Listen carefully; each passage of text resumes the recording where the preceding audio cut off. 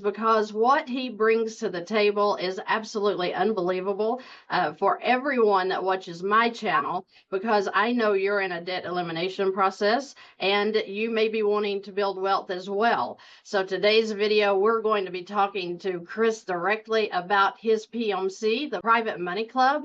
And I am so excited that you're with us again today, Chris. Welcome.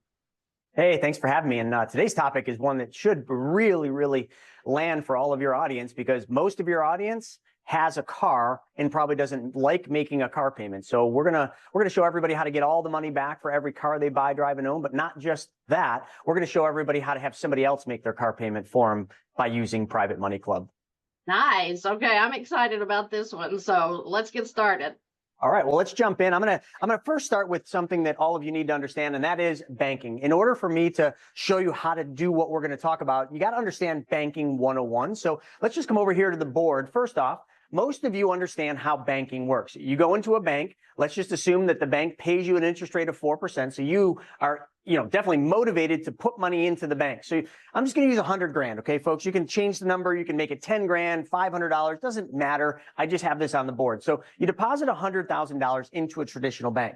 What does that bank do with the money when you put it there? Do they just put it in a little box with your name on it?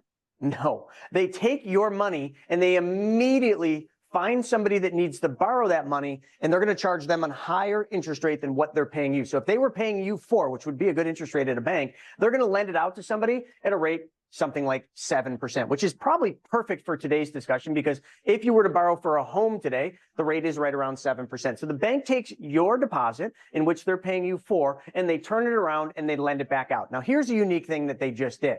Banks are experts at turning liabilities into assets. So when you made that deposit into the bank, that was your money. So that's a liability to the bank. But when the bank turns it around and lends it out, that's an asset to the bank. A loan to a bank is an asset. I'm just trying to help you understand this. Then the bank basically gives the buyer of the home the money transfers to the seller puts that money back into the bank, creating another issue for the bank, because now the bank has to lend that money out again. So they're going to lend it out to what we're going to talk about today, cars.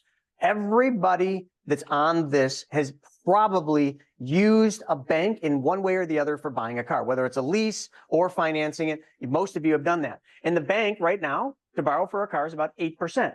So same thing, bank lends the money out on the car, then the car dealer gets the money and puts it back into the bank. And round the bank goes. They lend it out to somebody for a home remodeling loan at 9%, contractors